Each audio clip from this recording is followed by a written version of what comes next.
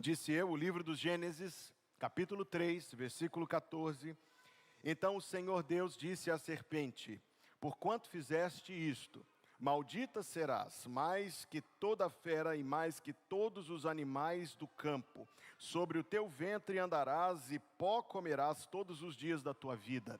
E porei inimizade entre ti e a mulher, e entre a tua semente e a sua semente.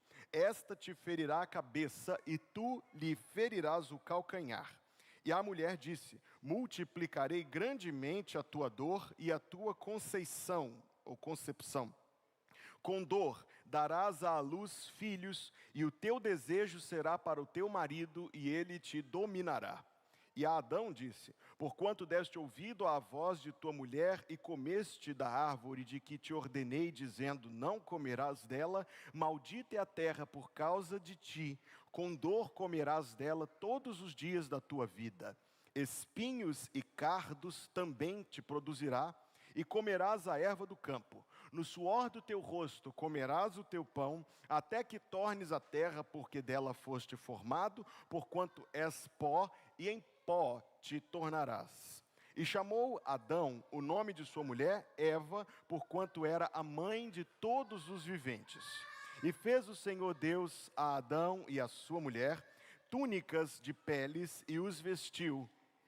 Então disse o Senhor Deus: eis que o homem é como um de nós, sabendo o bem e o mal.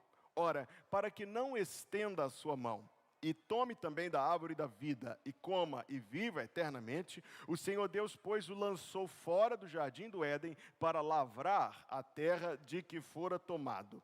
E havendo lançado fora o homem, pôs querubins ao oriente do jardim do Éden, e uma espada inflamada que andava ao redor, para guardar o caminho da árvore da vida. Oremos. Há muitos séculos, Senhor nosso Deus, o teu servo Moisés foi inspirado pelo Espírito Santo para escrever estas palavras. E hoje nós queremos primeiro dar graças a Ti, porque o Senhor não nos deixou sem explicações e sem revelações da verdade. O Senhor não nos deixou, Deus, no escuro, na penumbra, tateando, procurando. Não, o Senhor tem feito manifesta a Tua verdade pela Tua palavra. Nós te damos graças, Senhor, porque tantos e tantos séculos passaram. Tantas coisas se perderam nestes anos, mas a Tua palavra não se perdeu. O Senhor a tem preservado de geração em geração. E agora, Deus, nós que temos buscado o Senhor, pedimos que o Senhor se revele a nós pela Tua palavra. Pedimos, Deus, que o Senhor fale ao nosso coração pelo Teu Espírito, e que nós possamos receber o entendimento, nós possamos receber a compreensão, e nós possamos receber a edificação que vem da palavra do Senhor. Esta é a oração, Deus, que nós fazemos em nome de Jesus, e o povo de Deus diz: amém. Pode assentar-se, por favor. A esta mensagem eu dei o título: Heranças do Éden. Malas eles não tinham, trouxas tampouco, e é certo que nas túnicas não havia bolsos. Mas isso não quer dizer que Adão e Eva saíram do jardim sem levar nada consigo. Na verdade, eles levaram consigo algumas coisas até surpreendentes, se nós fizermos a lista. Eles levaram consigo conhecimento, linguagem. Se eu interpreto corretamente o que está escrito lá no livro de Jó, eles levaram consigo música.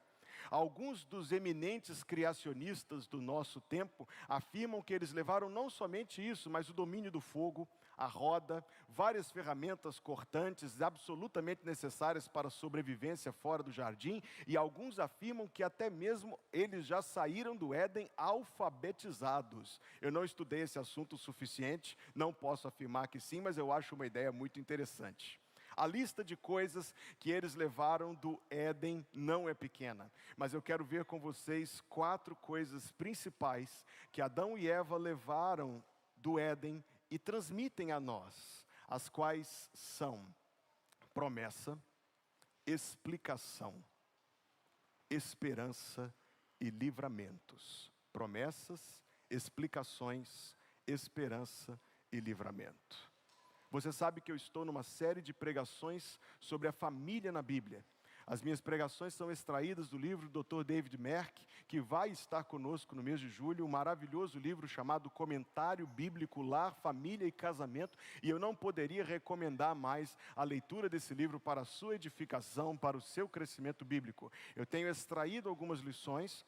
Esta vai ser a última mensagem que eu vou pregar antes das férias, porque domingo que vem eu quero tratar de outro assunto com a igreja, e encerrando a primeira parte, a parte que observa a revelação de Deus sobre este tema no livro do Gênesis, embora haja muito, eu direi, nos capítulos iniciais do livro do Gênesis.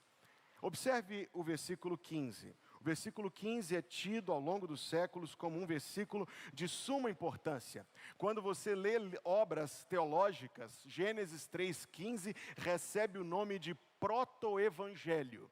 Proto-evangelho quer dizer primeira boa notícia. E por que tem esse nome? Porque é de fato a primeira referência bíblica feita ao Senhor Jesus Cristo e à sua obra de salvação.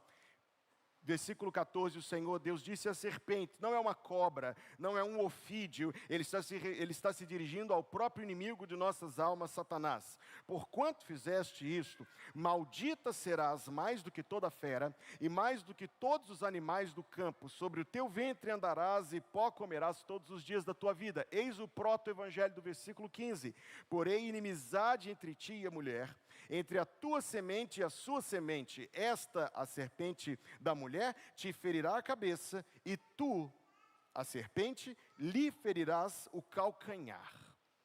Aqui está algo muito importante de nós observarmos. Aliás, algumas coisas muito importantes de nós observarmos. A primeira, até o versículo anterior, Deus estava dialogando com Adão e Eva, e isso é muito importante. Deus não os destruiu de imediato. Deus não os matou prontamente, embora eles o merecessem. Deus dialogou com eles, permitindo comunhão, talvez até abrindo a porta da confissão de pecados. Deus foi gracioso para com Adão e Eva. Observe que Deus amaldiçoou a serpente no versículo 14, observe que Deus amaldiçoou a terra no versículo 17, ele disse a Adão, maldita é a terra por causa de ti, mas Deus não disse a Adão, maldito és tu. Deus não disse a Eva, maldita és tu. Deus não lhes disse, maldita é a tua semente. Deus amaldiçoou o inimigo, Deus amaldiçoou a terra, mas Deus não amaldiçoou o homem. Deus não amaldiçoou a sua imagem e semelhança. Como Deus poderia maldizer a sua imagem e semelhança, ainda que desfigurada? Outra coisa importante de você observar comigo aqui, além da forma como Deus tratou com eles graciosamente e a forma misericordiosa como Deus não retribuiu o pecado com maldição, é a promessa. Deus falou com o inimigo na presença de Adão e Eva. É muito importante. Deus não levou o inimigo para um outro canto. Deus não pediu licença para Adão e Eva. O que Deus disse a Satanás, Deus disse na presença deles. Faz parte da metodologia didática do Senhor Deus Todo-Poderoso. Ele estava querendo implantar algo no coração deles. Veja só. A tua semente e a sua semente, esta te ferirá a cabeça, e tu lhe ferirás o calcanhar. Quando Deus pronunciou estas coisas, Deus estava falando, é muito claro para nós que conhecemos o Novo Testamento, não é verdade? Para nós é muito claro o que está sendo profetizado aqui. Para Adão não era tão claro, aliás, era pouquíssimo claro. Mas Deus estava dizendo algo assim, que em tempos por vir, Adão não sabia quanto tempo, em tempos por vir, um descendente de Eva seria ferido pela serpente, tu lhe ferirás o calcanhar. Mas a ideia de ferir o calcanhar é de um ferimento real, porém não letal, de algo que fere, mas não destrói, não mata. Mas a retribuição é pisar na cabeça, isso sim, destruição, isso sim, triunfo, vitória. Como eu fiquei feliz 2 domingos atrás, quando o Adson selecionou, nós cantamos um hino antigo. Eu gosto desses hinos, eu não consigo negar nem esconder. Aí nós cantamos assim, da sepultura saiu, com triunfo e glória ressurgiu. Ressurgiu vencendo a morte e o seu poder. quase poderíamos cantar, não cabe na métrica, não cabe na melodia, mas quase poderíamos cantar, ressurgiu pisando na cabeça da serpente. Adão, na sabedoria de Deus, e Eva escutaram isto. A palavra foi dirigida a Satanás. Deus jurou a Satanás que o seu filho haveria de vencê-lo totalmente, mas Deus permitiu que Adão e Eva ouvissem isto. Eles levaram a primeira coisa no jardim, a promessa de Deus de um Salvador que viria. Depois Deus se vira para eles, e Deus começa, a partir do versículo 16, a dar algumas explicações. Não é castigo, não foi punição, não foi retribuição do pecado. Você acha que o pecado que eles cometeram seria tão mal pago assim? Você acha que a justiça de Deus seria servida com uma retribuição tão pequena? O que Deus deu foram amorosas explicações das consequências do pecado que desfigurou a imagem dele neles. Explicações. E olha só, essas explicações aqui fazem perfeito sentido na nossa vida. Você precisa, antes de olhar para as explicações, se lembrar que Deus criou o homem e a mulher como sua imagem e semelhança, e que eles tinham alguns objetivos, missões, se você preferir, que Deus lhes outorgou na criação. Primeira, sendo dois, mas vivendo como um, sendo uma pluralidade, mas vivendo em unidade, eles seriam um reflexo da imagem de Deus, que, conquanto sendo três, é uma unidade perfeita. Então Deus intentou que aquele homem e aquela mulher, conquanto dois sendo um, fossem um reflexo de quem Ele é. Deus também ordenou-lhes que, tendo filhos incorruptos como eles, enchessem a terra inteira de adoradores. Então eles iriam reproduzir, e reproduzindo, multiplicar a imagem de Deus no mundo. E Deus ainda lhes deu uma missão com autoridade de governar o mundo em nome dele, de serem os seus representantes no cuidado da sua criação. Você já ouviu pregar sobre isso algumas semanas atrás? Se não ouviu, está no YouTube, está no Spotify. Agora perceba como o ataque do inimigo feriu estas três áreas. Eu preguei sobre isso há 3 domingos atrás. E agora observe como as consequências permeiam essas finalidades para as quais o ser humano foi criado. E a mulher disse: multiplicarei grandemente a tua dor e a tua concepção, com dor darás à luz filhos. Deus começa por revelar para eles que a partir do pecado, em vez de reproduzir a imagem de Deus, isto é, em vez de ter filhos que seriam outros reflexos da santidade, do caráter justo, das perfeições de Deus, e em vez de ter filhos que viveriam em paz, reproduzindo a mesma unidade, e em vez de ter filhos que seriam adoradores de Deus, eles teriam filhos desfigurados pelo pecado. Segura a Bíblia aberta aí no capítulo 3, mas veja o que está lá no versículo 6.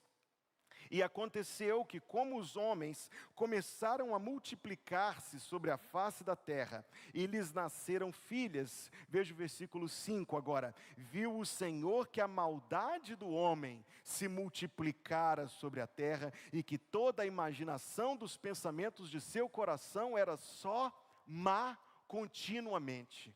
Os filhos e descendentes que Adão e Eva teriam, haviam de encher o seu coração de prazer e de gratidão, porque seriam filhos incorruptos pelo pecado, filhos vivendo em perfeita harmonia, unidade e paz, e acima de todas as coisas, filhos que seriam adoradores de Jeová Todo-Poderoso. Mas o que eles trouxeram em vez disso, foram filhos que mataram um ao outro na primeira geração que saiu do jardim.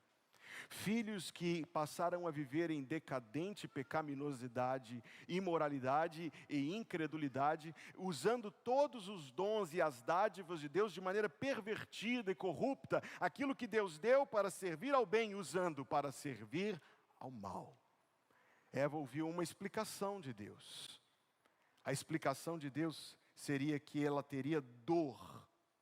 Dor. Não somente, não confine isto à dor física do parto. A dor de produzir filhos em quem ela veria a sua própria transgressão, em quem ela veria, e Adão com ela, encarando necessariamente a tristeza que o pecado é naquelas pessoas que nós mais amamos na nossa vida, ou dentre as pessoas que nós mais amamos na nossa vida, os nossos filhos. Veja o que o Dr. Merck escreveu sobre isso no livro. E eu me identifico com estas palavras, e você que tem filhos de qualquer idade, se identifica com estas palavras. Há poucas coisas na vida que nos lembram tanto da nossa necessidade de um Salvador, como a criação de filhos. Filhos são um reflexo do nosso coração, do nosso egoísmo, da nossa cobiça, da nossa desobediência. Desde Gênesis 3, os filhos nascem com estultícia no coração, como está lá em Provérbios 22:15. Eles nascem distantes do Criador, eles nascem distantes, carentes de um resgate espiritual. Eu estava conversando com o Acácio outro dia. O Acácio é um grande estudante da Bíblia, você sabe disso, milimétrico. E o Acácio e eu estávamos vendo a longevidade dos patriarcas. E vimos quando foi que Adão morreu. Não foi muito, 100 e poucos anos antes do dilúvio. Então Adão e Eva, cuja morte não é mencionada em Gênesis, viveram para ver a tragédia que o pecado se tornou na humanidade. E a cada geração, a cada degeneração, a cada perversão, a cada maldade, eu imagino o coração de Adão suspirando pelo descendente que iria pisar na cabeça da serpente. A promessa que Deus deu vale aqui, onde o golpe de Satanás transformou a reprodução da imagem de Deus na reprodução da imagem desfigurada de Deus. A promessa era de que aquele descendente que viria haveria de vencer e restaurar a imagem de Deus em nós. Cada crente tem um dever com Deus, o dever de buscar a restauração da imagem de Deus em si mesmo. Eu estou falando com você. Você tem algo diante de você da parte de Deus, de buscar que a imagem de Deus seja restaurada em você. E você não faz isso de outra forma, senão buscando o agir de Deus na sua vida, senão buscando a graça, o lavamento no sangue de Jesus Cristo, e buscando o enchimento do Espírito Santo, que há de fazer você novamente, progressivamente, cada dia mais, a imagem de Deus. Mas cada salve, aqui vai para os salvos que têm filhos. Papai e mamãe, estou falando com você.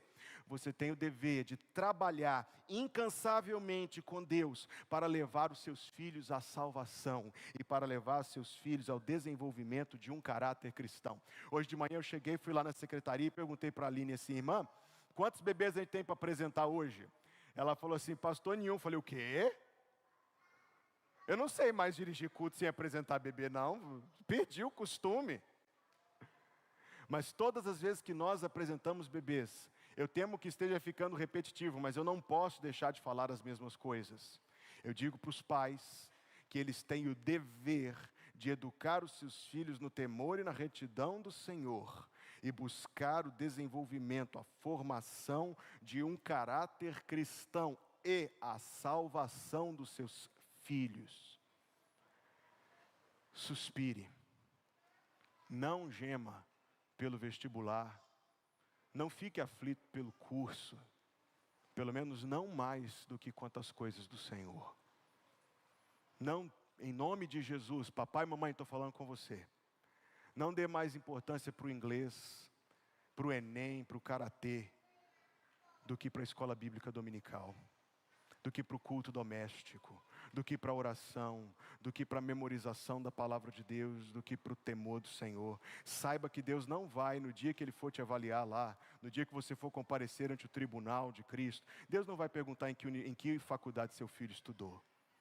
Mas Deus vai perguntar se você fez tudo que estava ao seu alcance para levar o seu filho à salvação em Cristo Jesus. Se ele vai ser salvo ou não, é Deus com ele. Você sabe, você está ciente disso, não sabe? Perguntar de novo. Você está ciente que você não consegue causar a salvação dos seus filhos? Está ciente disso? Alguns estão cientes disso, que Deus torne todos cientes disso. Mas o nosso dever é fazer tudo o que estiver ao nosso alcance para que essa salvação aconteça. Talvez alguns de vocês vão exercer esse ministério nos netos. Talvez nos sobrinhos. Talvez nas crianças dos vizinhos. Seja ativo em nome de Jesus. Seja ativo em nome de Jesus em procurar a salvação de alguém com o mesmo zelo com que você deve buscar a sua própria santificação. Amém? Segunda explicação que Deus deu para eles. O teu desejo, final do versículo 16, será para o teu marido e ele te dominará. Olha só, os eruditos dizem que Gênesis 3,16, parte B, é um dos textos mais complexos de se traduzir de todo o Antigo Testamento hebraico. Olha isto, é um dos textos mais difíceis de traduzir. Uma tradução moderna em língua inglesa, a English Standard Version, a ESV, traduziu de uma maneira que chamou muita atenção na época que ela foi lançada em 2008. E a NVT aqui no Brasil, eles não foram tão ousados quanto o pessoal da Crossway, mas eles colocaram na nota de rodapé. Nota de rodapé, coisa mais tímida.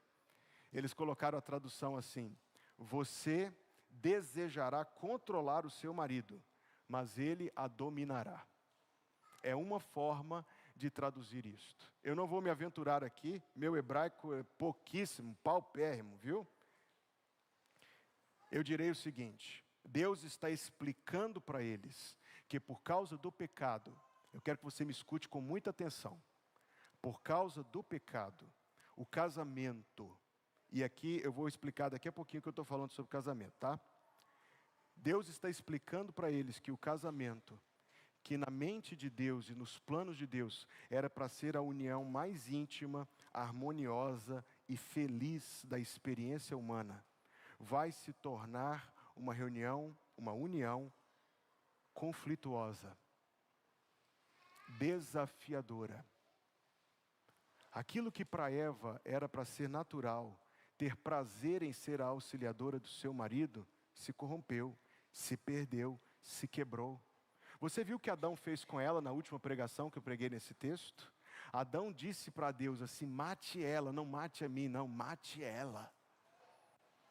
Adão, que foi criado para ser o protetor dela, fugiu da sua missão.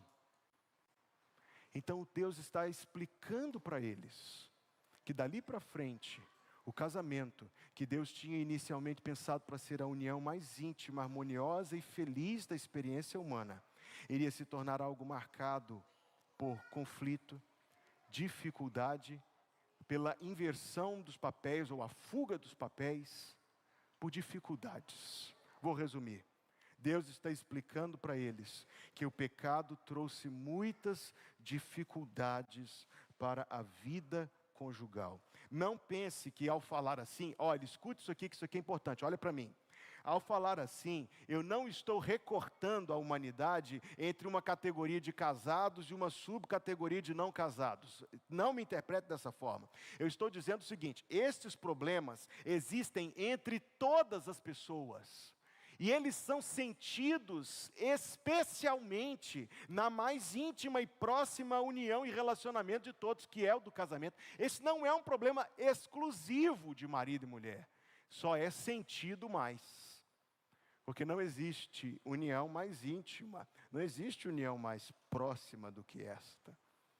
Vou recorrer ao Dr. Merck de novo, que ele me ajude.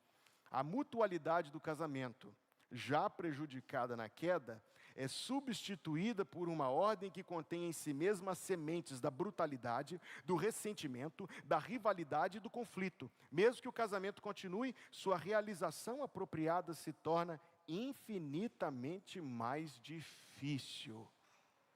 Outra citação: o que começou como um jogo de culpa no jardim do Éden, transforma-se agora numa guerra constante, em que a mulher tenta controlar seu marido ou viver independentemente, ao mesmo tempo que a tendência do homem será oprimir, dominar e não proteger a sua esposa, caracterizando a resposta dele à sua mulher em exata oposição ao plano divino.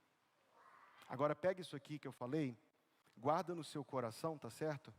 E quando o inimigo, o que não é inimigo só da sua alma, é inimigo do seu casamento também, quando ele bater a porta e vier com várias explicações mentirosas, enganosas, soprando coisas ruins no seu ouvido, disparando flechas envenenadas contra você, lembre-se primeiro que conselho de inimigo a gente não ouve, não é verdade, minha gente? E lembre-se, em segundo lugar, que ele é mentiroso. E lembre-se, em terceiro lugar, que a razão do problema não é ele ou ela. A razão do problema não é que ele tem um temperamento muito difícil, isso é a superfície do problema. Não é que a família dela é assim ou assim, isso é a superfície do problema. A raiz do problema é que ambos, marido e esposa, são criaturas que caíram. Você ouviu o que eu falei aqui agora? Você prestou atenção? A raiz do problema é que marido e esposa, ambos, são criaturas que caíram. Imagem desfigurada de Deus, que precisam de um Salvador. Da mesma maneira como Cristo restaura a imagem de Deus em nossa criação de filhos, Cristo, olha que coisa maravilhosa, restaura a imagem de Deus no convívio humano até no casamento. Não existe crise conjugal que Cristo não possa vencer, amém? Restaurando os propósitos de Deus, pela progressiva e contínua atuação do Espírito Santo na nossa vida. Repito, isso aqui não é algo só para casados ou só sobre o casamento. Isto é algo sobre todos os relacionamentos humanos, experimentado no casamento e na família, em grau exponencial por serem os relacionamentos mais próximos que a gente vivencia nesta vida. Terceira coisa, terceira explicação que Deus deu para eles. Ele foi criado para cuidar do jardim. A gente consegue imaginar o que era a vida no Éden? Não. Que abundância a terra produzia, que paz havia entre toda a criação, que coisa gloriosa se perdeu. Lembra do exemplo da bomba atômica que eu dei? Eva detonou uma bomba atômica, durou 5 segundos e ela destruiu, ela e ele, é claro, destruíram a criação toda, numa fração de segundo. Então Deus agora vai explicar para ele. Adão, você estava acostumado com trabalhar com a terra como eu a criei com a minha bênção. Agora você vai ter que trabalhar a terra com a minha maldição. A terra antes dava frutos abundantes, gloriosos, maravilhosos. Gente, deixa eu parar aqui um segundo. Vou citar a minha frutinha favorita de novo. A abençoada da tangerina. Se esse negócio é bom depois da queda, Senhor, o que não era tangerina antes da queda? Eu quero provar uma dessa, eu quero provar uma dessa quando eu chegar lá, fecha parênteses. Distrair, tá vendo? Deus está dizendo para ele o seguinte: por causa do pecado, a sua vida nesse mundo se tornará imensamente difícil. Todos os dias você enfrentará oposição, resistência da terra. Todos os dias você vai lidar com dificuldades até o dia que você morrer. Ei, isso aqui não é castigo, isso é explicação da consequência do pecado. Deus está explicando para Adão, primeiro, que ele não queria que a terra fosse desse jeito, a terra ficou desse jeito por causa do pecado. Deus está explicando para Adão que um dia ele iria experimentar uma coisa que Deus em nenhum momento imaginou. Deus não criou o ser humano para morrer. Vou dizer, Deus não criou o ser humano para morrer. Mas por causa do pecado ele iria morrer. Tu és pó e ao pó hás de tornar. Deus deu explicações de maneira clara e didática, porque explicações são necessárias. Até hoje o inimigo e os homens incrédulos produzem uma abundância de falsas explicações sobre por que o mundo é como é, sobre por que as coisas são como são, sobre por que a vida está do jeito que está. Olhe, ouça, há inúmeras explicações satânicas, demoníacas, mentirosas, incrédulas, humanas, mundanas, falsas, para te enganar. Mas Deus deixou as boas explicações, as verdadeiras explicações, de por que as coisas estão como estão e por que a vida está como está. Ele está dizendo, não é assim que era para ser, não foi assim que eu criei para ser, mas por causa do pecado que vocês cometeram, as coisas se tornaram diferentes de como eu queria que fossem. Cada aspecto da vida carrega o lembrete do pecado. Ouviu? Cada aspecto da vida carrega o lembrete do pecado. E felizmente não só isso, mas carrega também o lembrete da necessidade de salvação. Adão não tinha Novo Testamento. Meus irmãos, se Adão tivesse Novo Testamento, ele não ia trabalhar nunca mais, ele ia ficar só glorificando o dia inteiro.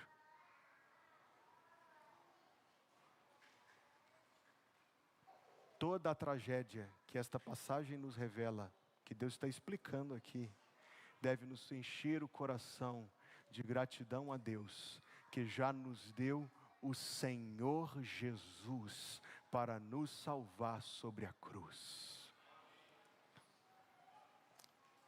O que eles levaram do jardim? Promessa, explicações, esperança.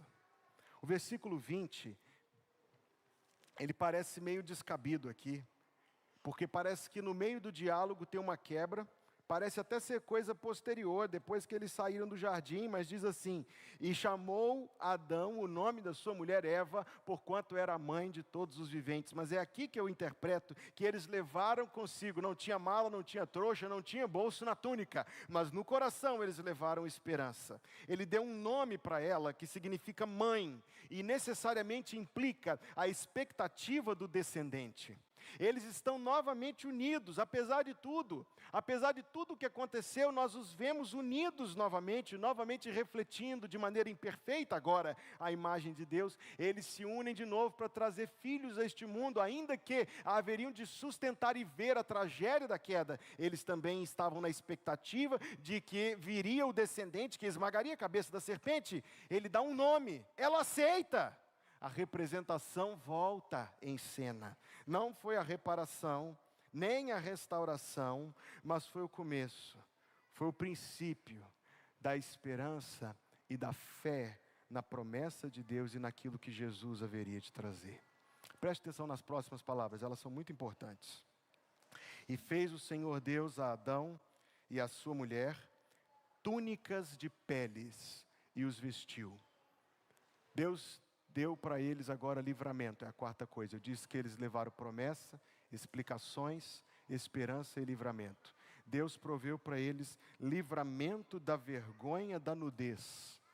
Mas o livramento da vergonha da nudez também foi dado de maneira didática. Deus está mostrando para eles que para cobrir as consequências do pecado, era necessária morte, sangue e um substituto. O Dr. Criswell, pastor da Primeira Igreja Batista de Dallas, pregou uma vez um sermão de 3 horas e 30 minutos.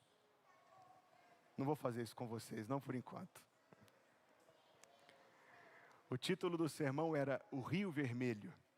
Ele mostra a doutrina do sangue, do começo da Bíblia, em toda a Bíblia. Ele mostra a doutrina do sangue, o que a Bíblia fala sobre a expiação por sangue, o lavamento por sangue. Ele percorreu praticamente todas as referências bíblicas sobre sangue. Se você quiser, depois você pode achar, tem um livro em PDF, The Scarlet Thread to the Bible.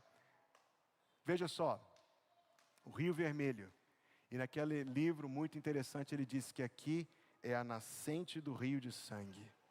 Aqui é a primeira gota de sangue derramada por causa do pecado no mundo.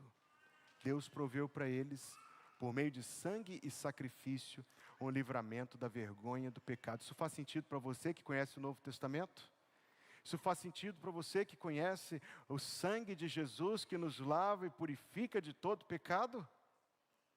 Deus proveu para eles agora um segundo livramento, um pouco estranho de entender. Veja só, versículo 22. Então disse o Senhor Deus: eis que o homem é como um de nós, sabendo o bem e o mal.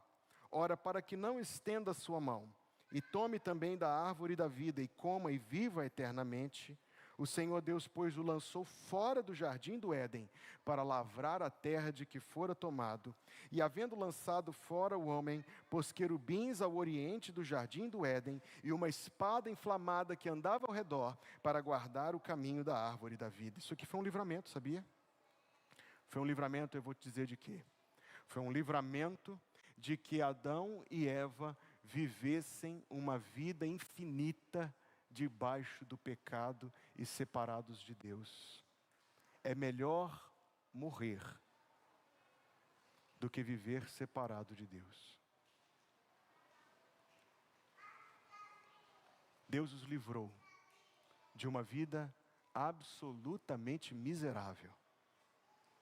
Porque se eles comessem do fruto, eles viveriam para sempre, mas para sempre no pecado. Foi um livramento. Robert Murray McCheyne, um pregador escocês do século XIX, pregou nesta passagem. E McCheyne, um homem do século XIX, que falava como pessoas do século XIX, com muita eloquência, com aqueles descritivos, adjetivos românticos. McCheyne prega e, lendo a pregação dele, a gente se emociona. Imagina quem pôde ouvir aquilo em 1830 e alguma coisa.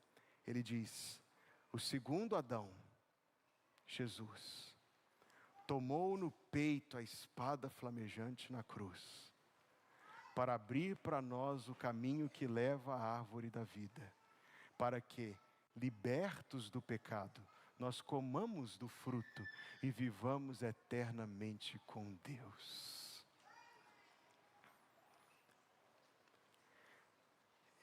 Vou citar Elise Fitzpatrick, uma mulher que escreve muitos livros para mulheres cristãs.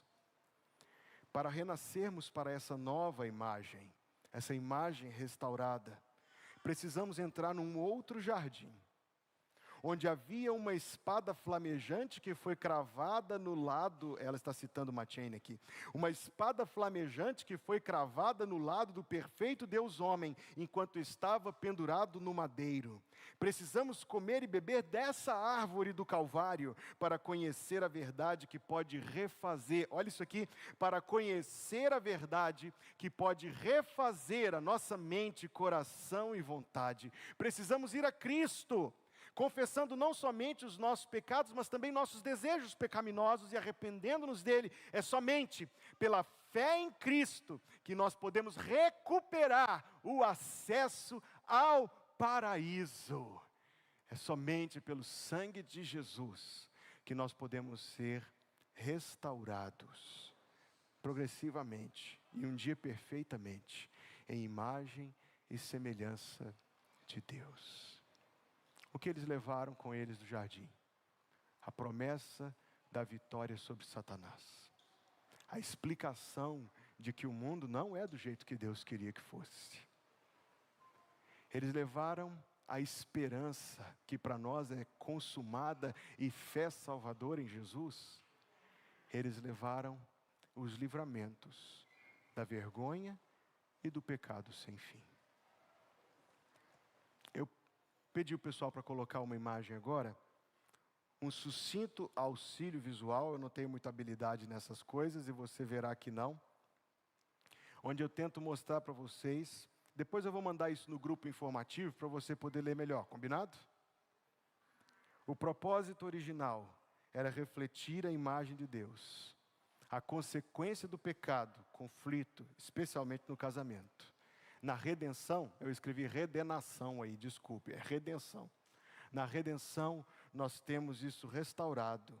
Os nossos relacionamentos e o casamento mais íntimo deles, redimido por Cristo Jesus. O propósito original era reproduzir a imagem de Deus.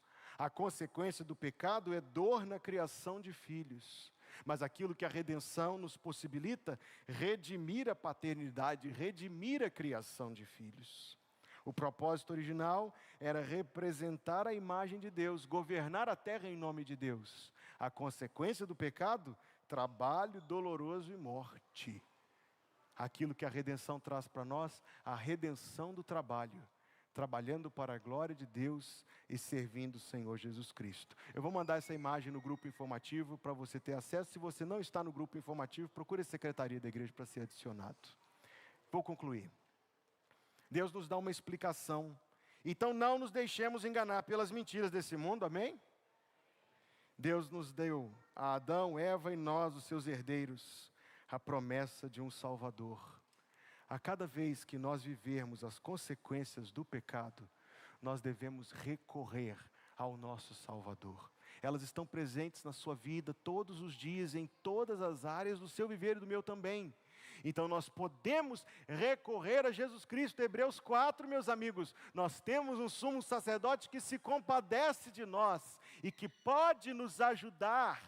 Recorramos então, acheguemo-nos confiadamente ao trono da graça, a fim de recebermos socorro e graça na hora das dificuldades. Jesus é o nosso grande ajudador para vivermos a vontade de Deus.